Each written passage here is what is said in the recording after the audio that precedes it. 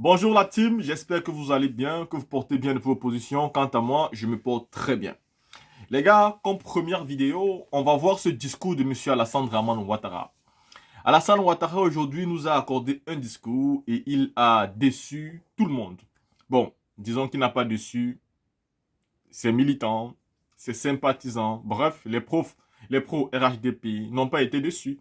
Parce que après son discours, il faut dire que j'ai passé encore quelques temps sur la NCI pour écouter les réactions des honorables députés qui sortaient. Et je me suis rendu compte que tous les députés qui sortaient étaient bien satisfaits. Et pourtant, Alassane Ouattara lui-même a dit que son protocole lui a signalé que les députés n'étaient pas satisfaits.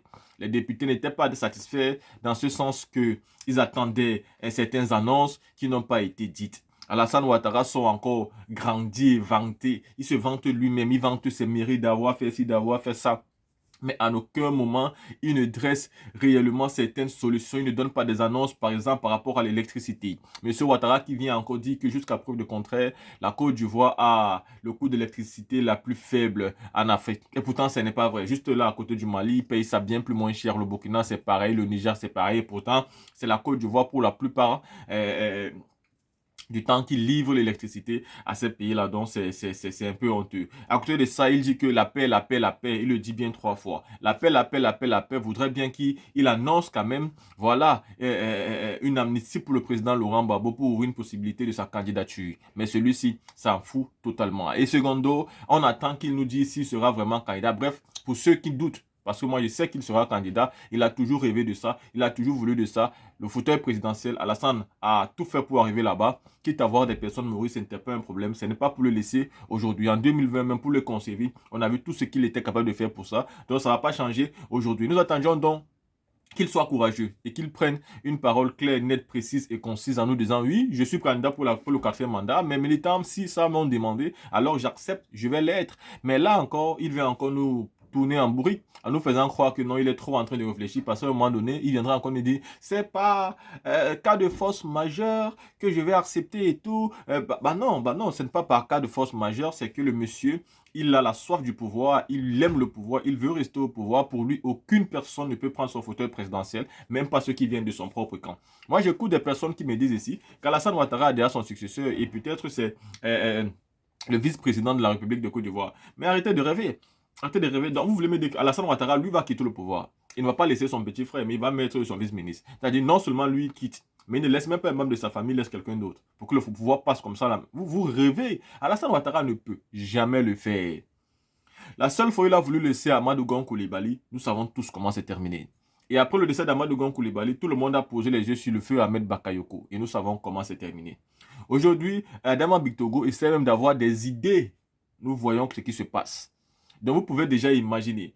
Donc, M. Alassane Draman Ouattara fait croire qu'il a tout simplement respecté un programme politique, il a respecté un programme constitutionnel en venant encore devant le Parlement et en délivrant ce message-là et en faisant l'état de la nation. Mais en réalité, Alassane Ouattara est venu se foutre de la gueule des gens parce qu'il n'a pas annoncé, il n'a pas parlé par exemple de 1 milliard qu'il a décidé que la jeunesse devait percevoir. Il n'a pas dit que voilà, pour l'électricité, les Ivoiriens devaient voir une baisse de prix qui sera considérable. Il n'a pas parlé des inondations qui en sont en train de tuer à l'heure actuelle les Ivoiriens. Il a clairement battu en touche beaucoup de trucs. Il n'a pas annoncé quelque chose par rapport aux élections présidentielles qui arrivent. Il n'a pas parlé du Guillaume Soro qui est encore en exil. Non, et parler de paix dans cet état, ce n'est pas normal. La team, écoutons ces moments du discours de M. Alassane Draman Ouattara, président de la République de Côte d'Ivoire.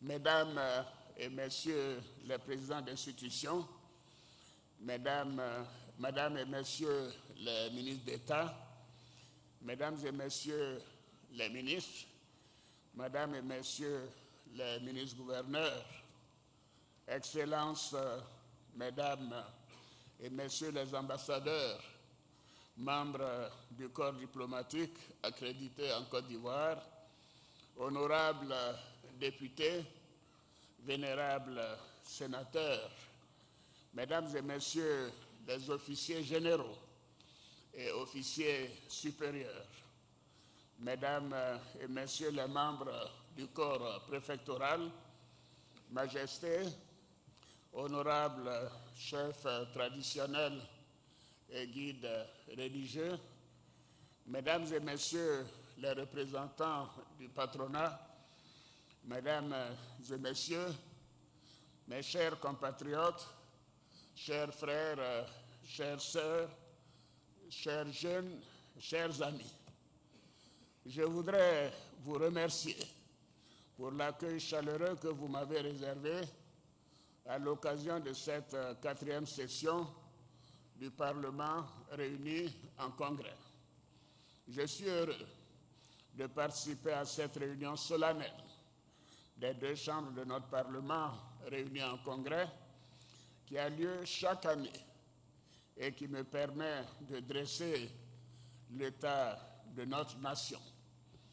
Cette rencontre est le reflet de la vitalité et du dynamisme des institutions de notre pays. Elle matérialise notre souci constant de nous conformer à notre Constitution. Je suis donc particulièrement honoré de me trouver devant vous ce matin et de m'adresser à vous, honorables députés et vénérables sénateurs, et à travers vous, au peuple de Côte d'Ivoire. Je voudrais féliciter le président de l'Assemblée nationale, M. Adama Dictogo, et la présidente du Sénat, Mme Kandia Camara, pour l'important travail accompli chaque jour dans le cadre de l'exercice des pouvoirs qui leur sont conférés. Grâce à leurs efforts, les 2 chambres du Parlement contribuent activement, dans le respect de leurs prérogatives respectives, à l'accompagnement et au contrôle de l'action de l'exécutif pour le développement de notre pays. J'associe à ces félicitations l'ensemble des députés et des sénateurs qui œuvrent au rayonnement des institutions de la République. Monsieur le Président de l'Assemblée nationale, Madame la Présidente du Sénat, honorables députés, vénérables sénateurs, Mesdames et Messieurs, depuis notre dernière réunion du Congrès, le 25 avril 2023, plusieurs hautes personnalités de notre pays nous ont quittés. Je voudrais saluer leur mémoire. Je pense tout particulièrement à mon aîné, le président Henri Konan Bédié, ancien président de la République et ancien président de l'Assemblée nationale, à qui je voudrais une fois de plus rendre un vibrant hommage. Je remercie l'ensemble de la population qui, dans sa diversité, l'a accompagné dignement à sa dernière demeure le 1er juin dernier à Pépressou. J'ai également une pensée émue pour mon jeune frère, le président Mamadou Koné, ancien président du Conseil constitutionnel et du Conseil supérieur de la magistrature, qui a été rappelé à Dieu le 8 avril 2024. Je pense également à mon jeune frère et compagnon du RDR de longue date, Ibrahima Fani, ancien maire de la commune de Boaké, qui vient de nous quitter. Je réitère mes condoléances les plus attristées à leurs familles respectives, ainsi qu'aux familles de tous ceux qui nous ont quittés. Je vous prie de bien vouloir vous lever pour observer une minute de silence à leur mémoire.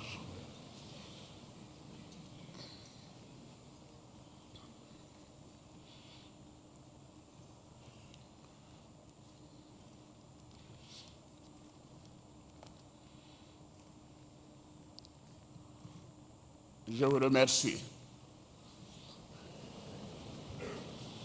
Honorables députés, vénérables sénateurs, Mesdames et Messieurs, ces derniers jours de très fortes précipitations pluviométriques dans le sud de notre pays, 4 fois supérieures à la moyenne, ont causé des pertes en vie humaine, des blessés et d'importants dégâts matériels.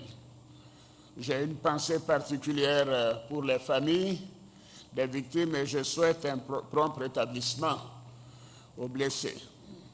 Ces phénomènes nous interpellent sur l'impact des changements climatiques qui peuvent avoir des conséquences graves sur notre mode de vie et sur le développement de notre pays. C'est pourquoi, face à ce constat, le gouvernement a développé un programme fortement soutenu par la Facilité de résilience et de durabilité du Fonds monétaire international pour anticiper et réduire les risques liés au changement climatique. De même, des actions sont en cours pour poursuivre l'assainissement de nos villes et éloigner les populations des zones les plus à risque d'inondation. Honorables députés, vénérables sénateurs, mes chers compatriotes, depuis maintenant 13 ans, la Côte d'Ivoire continue chaque année de faire d'importants progrès dans bien des domaines, en dépit d'une conjoncture internationale mouvementée et une situation difficile dans notre sous-région. Ces progrès sont le résultat de notre engagement en faveur de la démocratie, de la bonne gouvernance et de l'adhésion des Ivoiriens à la politique que nous menons. Je m'en félicite et je tiens à remercier tous nos compatriotes pour leur confiance. Je pense que nous leur devons des applaudissements.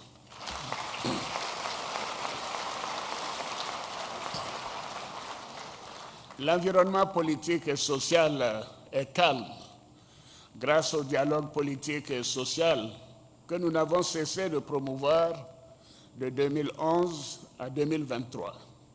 Comme je l'ai toujours souligné, la paix, la cohésion sociale, le vivre ensemble et la solidarité sont indispensables pour conduire des politiques économiques et sociales viables et efficaces.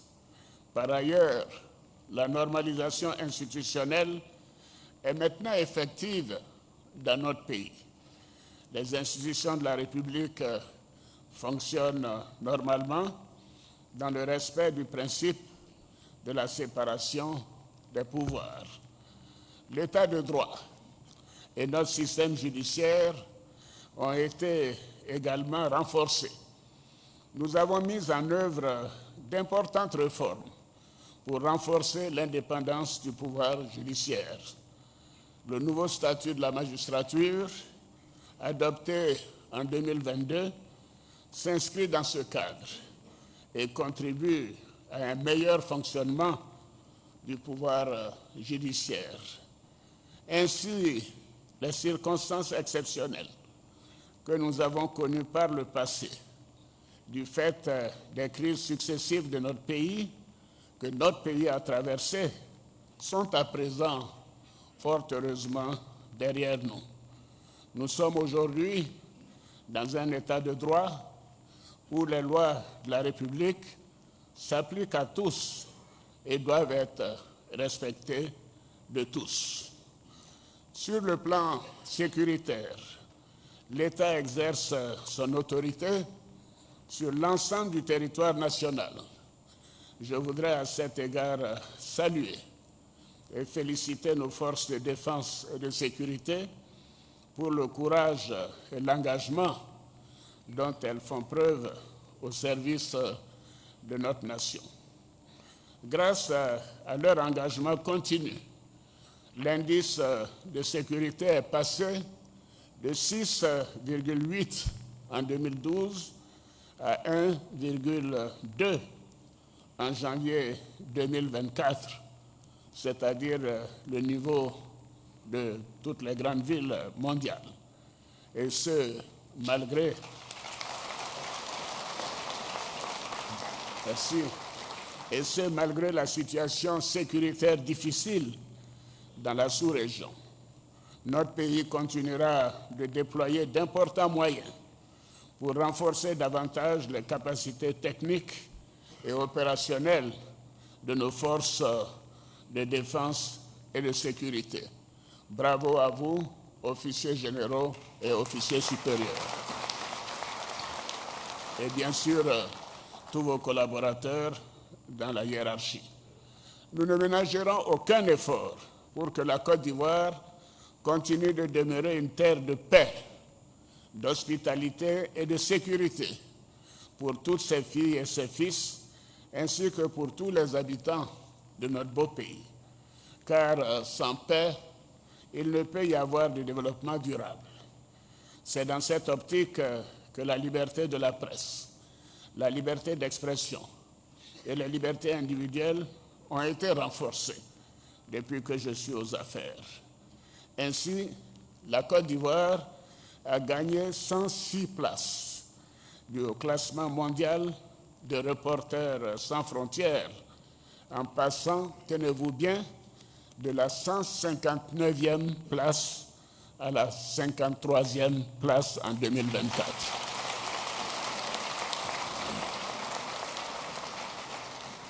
Honorables députés, vénérables sénateurs, mes chers compatriotes, mesdames et messieurs, sur le plan diplomatique, notre pays continue d'être l'une des locomotives de l'intégration sous-régionale.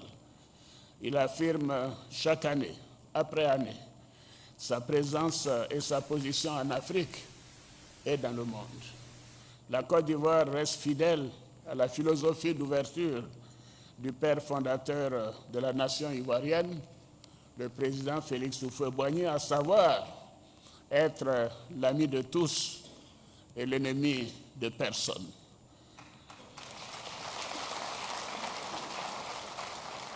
Notre pays a organisé avec succès, au cours de ces dernières années, des événements internationaux majeurs, dont la dernière en date est la 34e édition de la Coupe d'Afrique des Nations, la CAN.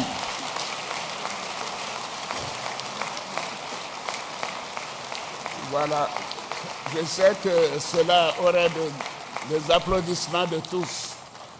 L'organisation de cette compétition a été considérée par le président de la CAF, la Confédération africaine de football, M. Patrice Motsepe d'Afrique du Sud, comme la compétition la plus réussie de l'histoire de la CAF.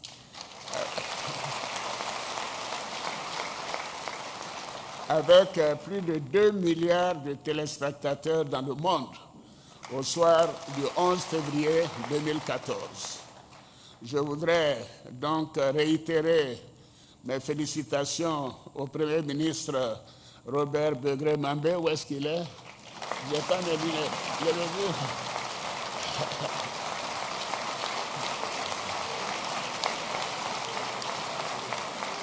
Merci. Et à son gouvernement pour l'important travail effectué pour la réussite de ce grand événement. J'associe à ces félicitations, bien évidemment, la Fédération ivoirienne de football, où est mon jeune frère Idriss Diallo. Il n'est pas là. Bon, bravo à toi, Idriss Diallo, le COCAN, la CAF et bien sûr la FIFA. Cette belle réussite de la CAN nous a donné la preuve que lorsque les filles et les fils de notre pays se mobilisent pour un même objectif, chaque fois que la nation est rassemblée, elle remporte de grandes victoires. À cet égard, je voudrais à nouveau remercier toutes les forces vives de la nation, nos forces de défense et de sécurité, nos hôteliers et restaurateurs, nos transporteurs, nos commerçantes et commerçants, les religieux, nos jeunes, les volontaires et tous les Ivoiriens qui ont apporté chacun à leur niveau la preuve de leur attachement aux valeurs d'union, de discipline et de travail de notre devise. Ils ont aussi démontré au monde entier l'hospitalité légendaire des Ivoiriens. Le parcours extraordinaire de nos éléphants doit être perçu comme une leçon de détermination, de courage et d'abnégation qui a permis de consolider notre unité nationale et d'avancer, d'ancrer en chacun de nous l'adage populaire ivoirien selon lequel découragement n'est pas ivoirien. N'est-ce pas? Découragement n'est pas ivoirien. Le rayonnement de la Côte d'Ivoire sur la scène internationale est aussi l'œuvre de tous ces enfants. J'exprime ma fierté à tous nos jeunes qui s'illustrent de la plus belle manière dans les compétitions internationales, qu'il s'agisse de sport, de sciences, de technologie, de numérique, de musique, de littérature ou d'art. Et je pourrais continuer. Honorables députés, vénérables sénateurs, mesdames et messieurs, sur le plan économique, la Côte d'Ivoire continue de démontrer sa résilience après la pandémie de Covid-19. En effet, en 2023, l'activité économique est restée robuste, avec un taux de croissance de 6,5%, et cette résilience de l'économie ivoirienne s'appuie sur un cadre macroéconomique solide, une gestion saine des finances publiques également. Cela veut dire que la dette est maîtrisée, les équilibres sont maintenus et la dynamique économique promet des lendemains meilleurs. Malgré les chocs au niveau international et sous-régional, le taux de croissance économique devrait s'établir en moyenne à environ 7% ou plus par an sur la période 2024-2027. Les dernières notations de notre pays par les agences de notation ont toutes confirmé la résilience de notre économie. La Côte d'Ivoire est devenue, depuis le mois dernier, le mois de mai 2024, le troisième pays d'Afrique subsaharienne le mieux noté par Standard & Poor's en matière de notation de dette souveraine après le Botswana et l'île Maurice. Et je crois que cela mérite vraiment des applaudissements pour le gouvernement et pour donc tous ceux qui sont engagés dans ce secteur. J'ajouterai que la Côte d'Ivoire est aujourd'hui la 9e économie du continent africain, la troisième économie d'Afrique francophone après l'Algérie et le Maroc. Et la deuxième économie d'Afrique de l'Ouest après le Nigeria. Bravo, bravo, chers Ivoiriens. Bravo, chers Ivoiriens. Bravo. Notre pays continue de bénéficier de la confiance des partenaires au développement bilatéraux comme multilatéraux et surtout du secteur privé qui poursuit ses investissements dans l'économie nationale. Le taux d'investissement est ainsi passé de moins de 9% en 2011 à plus de 25% en 2023. Ces performances, ainsi que la confiance des partenaires au développement et des investisseurs ont été possibles grâce à des réformes structurelles et sectorielles importantes soutenues par l'amélioration de la gouvernance, de la bonne gestion des finances publiques et de la lutte contre la corruption. Le programme économique et financier conclu avec le Fonds monétaire international pour la période 2023-2026 s'exécute de manière satisfaisante. D'ailleurs, le FMI procédera à un nouveau décaissement de fonds avant la fin de ce mois de juin. Honorables députés, vénérables sénateurs, mesdames et messieurs,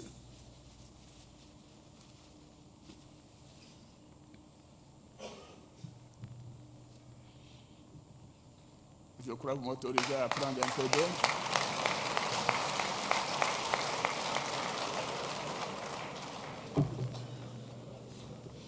Honorable député, je ne suis qu'à la moitié, au tiers de mon texte. Hein.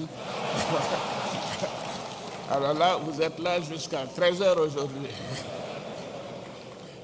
Honorables députés, vénérables sénateurs, mesdames et messieurs, grâce au développement de nos infrastructures, nous avons renforcé la compétitivité de notre pays. Cela est une grande source de fierté. Voyez-vous, le texte est long parce que chaque ministre a voulu dire ce qu'il a fait au cours de ces 12 dernières années. Alors, je ne voulais pas faire de jaloux.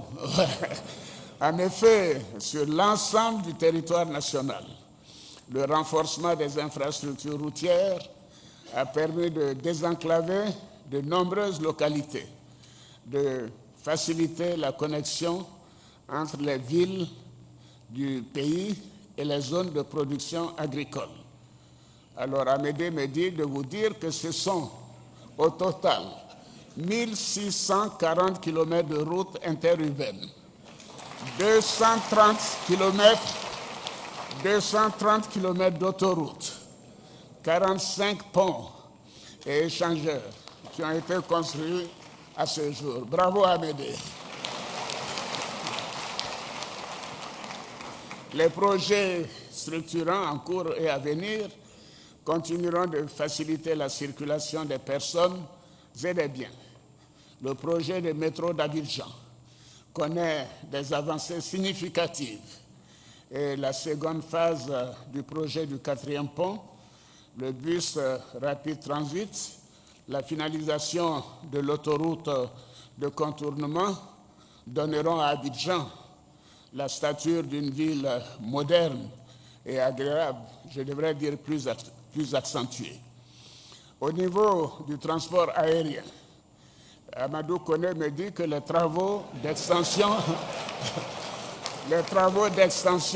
et de modernisation de l'aéroport Félix Houphouët-Boigny d'Abidjan ont accru son attractivité et notre compagnie nationale, Air Côte d'Ivoire, dessert désormais les villes de l'intérieur et de nombreux pays africains. Et là, je peux vous dire sincèrement que le général Koulibaly a insisté pour que je vous le fasse savoir. Grâce à tous ces efforts, nos politiques de décentralisation et de développement des villes secondaires commencent à donner des résultats tangibles. Nous veillerons à faire de l'économie circulaire un véritable instrument pour allier la prise en compte des questions environnementales dans la redynamisation du secteur secondaire dans ces villes à travers la création de nouvelles activités au profit des jeunes et des femmes. Par ailleurs, la stratégie de développement du tourisme que nous avons déployée s'appuie sur l'amélioration de la qualité de nos villes. Ainsi, la Côte d'Ivoire est devenue l'une des meilleures destinations en matière de tourisme d'affaires en Afrique subsaharienne. Et Siandou Fofana me dit d'insister pour dire que nous avons également fait d'importants progrès au niveau du tourisme de loisirs et culturels, surtout depuis la fin de la CAN 2023. N'est-ce pas, Siandou? Honorables députés, vénérables sénateurs, mesdames et messieurs, la Côte d'Ivoire est une puissance agricole mondiale. Nous sommes en effet le premier producteur mondial de cacao, le premier producteur mondial d'anacarde, c'est-à-dire noix de cajou brute, le premier producteur africain de caoutchouc naturel, le deuxième producteur africain d'huile de palme et le 5e producteur africain de coton. Nous avons une diversité de fruits et légumes et nous sommes engagés pour parvenir à l'autonomie en matière de vivriers, donc à la souveraineté alimentaire. Et je sais que ceci est très cher au Premier ministre Mambé. Bravo à toi, Mambé. J'ajouterai que notre ambition est de transformer une plus grande proportion de nos matières premières. Et à cet égard, notre pays est sur le point de devenir, à brève échéance, le premier broyeur mondial de fèves de cacao. Par ailleurs, notre objectif de transformation d'une plus grande quantité de noix brutes de cajou est à notre portée si nous maintenons nos efforts dans la durée. En outre, en faisant de la nutrition une priorité de notre action, avec le plan multisectoriel de nutrition, nous comptons améliorer de manière substantielle les conditions de développement de la petite enfance.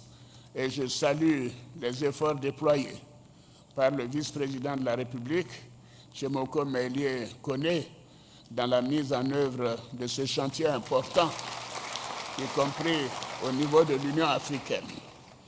Enfin, je devrais ajouter que le potentiel industriel de notre pays sera renforcé par la découverte récente des gisements pétroliers et gaziers, Baleine et Kalao, les deux plus gros gisements qu'a connus la Côte d'Ivoire.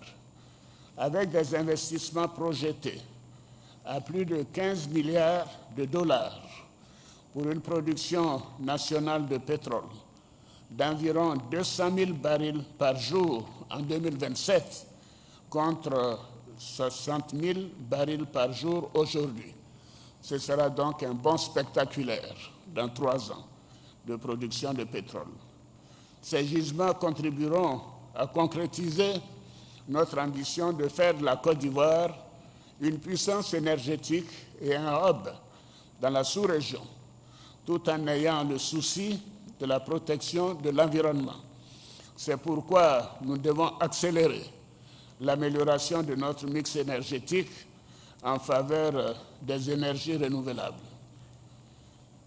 Mes chers compatriotes, nous avons été amenés à faire récemment un ajustement à la hausse du tarif de l'électricité. Je sais que vous m'attendiez sur ce point. Oui, cette décision était nécessaire pour tenir compte de l'augmentation des coûts de production dans l'optique de garantir une capacité suffisante d'électricité et d'éviter des délestages, comme nous le voyons ici et là dans la sous-région. En dépit de cette hausse tarifaire, notre pays continue d'avoir l'un des tarifs d'électricité les moins élevés dans la sous-région. Mais je sais que ceci n'est pas une excuse, n'est-ce pas? Néanmoins, je comprends les préoccupations exprimées par nos concitoyens. Je tiens à vous rassurer que votre bien-être reste la préoccupation essentielle de mon action. Et c'est pourquoi j'ai demandé au gouvernement de poursuivre ses efforts pour contrôler le coût de l'électricité.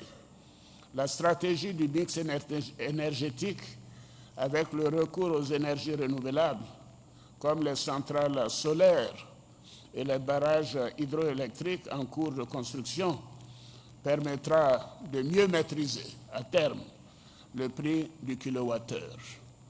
La Côte d'Ivoire dispose également d'un sous-sol riche où dominent l'or et le manganèse, avec un potentiel important d'exploitation future de minéraux stratégiques comme le nickel, le coltan et le lithium. À cet effet, la découverte au début de cette année du plus grand gisement d'or de Dianra-Séguéla dans le nord-ouest du pays, la 3e plus grande mine d'or d'Afrique de l'Ouest, va accélérer le développement de notre industrie aurifère. Ce développement industriel s'accompagnera de la création de milliers d'emplois pour nos jeunes et il permettra de générer des ressources financières pour accélérer notre programme de développement économique et social. Dans ce contexte, le secteur privé national, qui est au cœur de nos priorités, devra jouer un rôle de plus en plus important en s'appuyant sur les opportunités qu'offre le cadre réglementaire national en matière de contenu local. Je voudrais réaffirmer mon engagement à faire émerger des champions nationaux dans tous les secteurs économiques de notre pays. Oui, et je demande aux organisations du secteur privé de nous faire des propositions dans ce sens. Donc la balle est dans votre camp.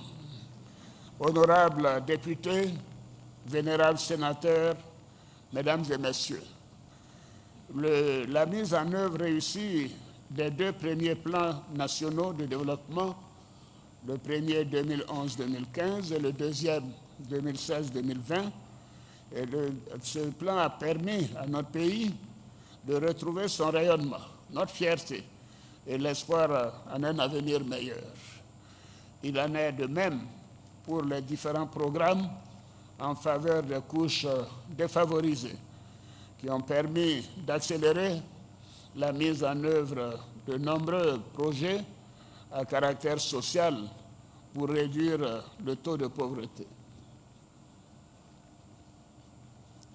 Conformément à mon engagement d'atteindre un taux d'électrification de 100% en fin 2025, je dois vous informer que le taux de couverture est passé de 33% en 2011 à plus de 86% en fin 2023. Donc nous sommes sur la bonne voie. S'agissant de l'approvisionnement en eau potable, là nous faisons moins bien. Le taux de couverture en hydraulique urbaine est maintenant seulement à 78% et nous ferons beaucoup pour que cela s'améliore le plus rapidement possible, surtout dans la région de l'ouest du pays. Afin de renforcer les bons résultats obtenus par le premier programme social du gouvernement sur la période 2019-2020, nous avons lancé la phase 2 en 2022 en vue d'apporter des réponses concrètes à la problématique de la fragilité dans les zones frontalières nord où les populations sont particulièrement exposées à la menace terroriste. La combinaison des projets de développement avec les efforts d'investissement en matière sécuritaire nous ont permis de mieux faire face à la menace terroriste. Et par ailleurs, les programmes mis en place pour encadrer les jeunes à l'insertion sont désormais mieux alignés avec les besoins des entreprises. En effet, les centres de services civiques et l'école de la seconde chance permettent de donner à nos enfants des aptitudes pour une meilleure insertion professionnelle. Le gouvernement a aussi procédé à la réforme de l'enseignement technique et la formation professionnelle. Avec la mise en place du programme jeunesse du gouvernement sur la période 2023-2025, pour un montant de 1 118 milliards de francs CFA, nous apportons des réponses concrètes aux problèmes de la jeunesse en matière d'insertion professionnelle, de formation, de sensibilisation, d'amélioration des conditions d'études et d'accès au financement. Et j'ai suivi récemment une déclaration du ministre Mamadou Touré qui donnait les détails de ce programme à la télévision. Toutes mes félicitations, jeune Touré. Nous continuerons de renforcer nos actions pour que nos jeunes, qui sont l'avenir de notre pays, contribuent à son développement à la hauteur de leur énorme potentiel. Une nouvelle ère a commencé avec une jeunesse au travail, une jeunesse innovante et une jeunesse qui incarne l'Ivoirien nouveau qui m'est très cher. S'agissant de l'autonomisation des femmes, Alors, si je ne parle pas de ça, j'aurai des problèmes à la maison. S'agissant de l'autonomisation des femmes, les initiatives en vue de créer des activités génératrices de revenus pour nos sœurs et nos filles demeurent notre priorité. N'est-ce pas, Madame la Première Dame?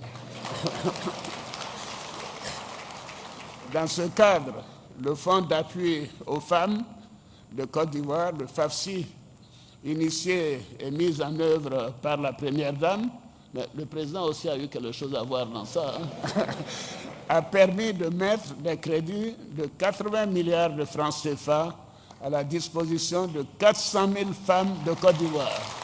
Bravo à Madame la Première Dame. Bravo à toi.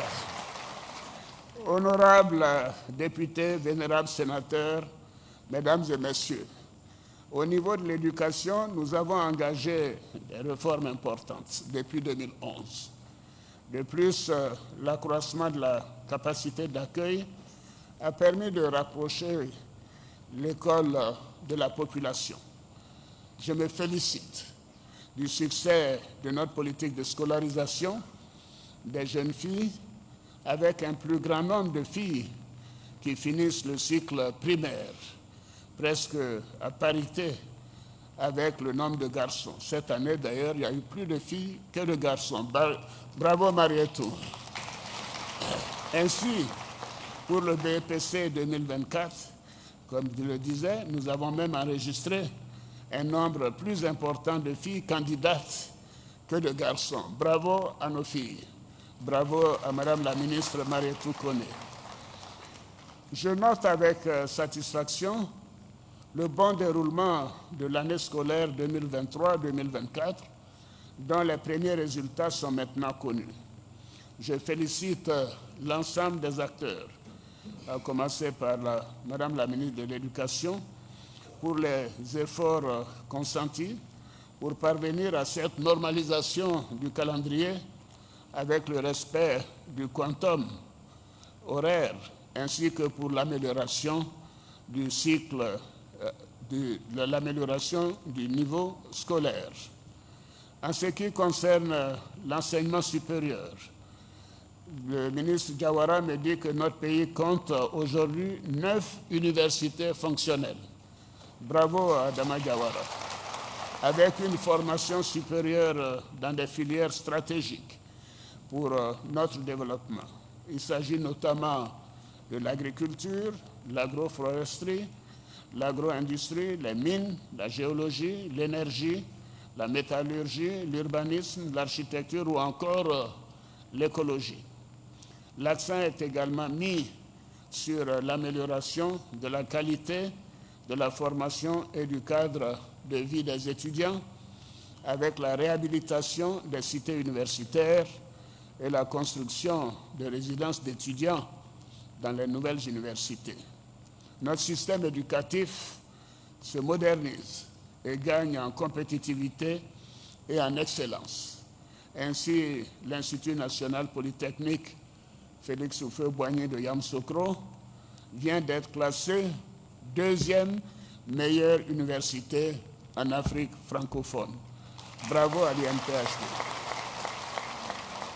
Dans le domaine de la santé et de la protection sociale, la couverture maladie universelle a connu une avancée significative en termes d'enrôlement et d'accès aux soins.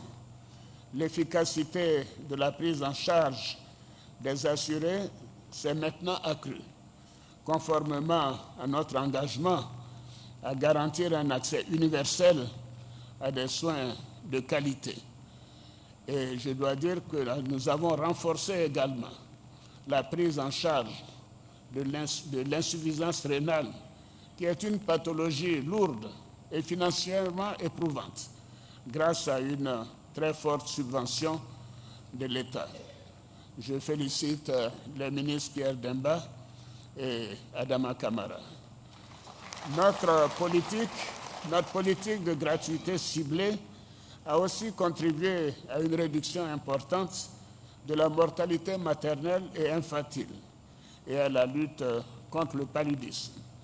Je dois ajouter que nous avons lancé une politique très volontariste de construction d'infrastructures sanitaires avec des plateaux techniques modernes pour une prise en charge efficiente des patients. Ainsi, le programme hospitalier qui se poursuit a permis de doter toutes les grandes régions du pays d'infrastructures de qualité. Et en 2023, ce sont 72% de la population qui ont accès à un centre de santé situé à moins de 5 km. S'agissant de l'accès au logement, qui demeure une priorité pour chaque Ivoirien, et dont l'objectif global est de contribuer à l'amélioration du cadre de vie et à la réduction de la pauvreté, le programme de construction de logements sociaux et économiques a connu une forte évolution au cours de ces dernières années, grâce notamment à une réforme du secteur du logement en 2022, la création d'un fonds de garantie du logement social et la réintroduction de la location-vente. Et cet environnement plus attractif a permis la finalisation de nombreux projets. Merci à Bruno Koné pour cet excellent travail. Ainsi, le gouvernement lancera dans les prochains jours la construction de logements en location simple et en location-vente pour permettre de loger décemment les populations à un coût plus abordable.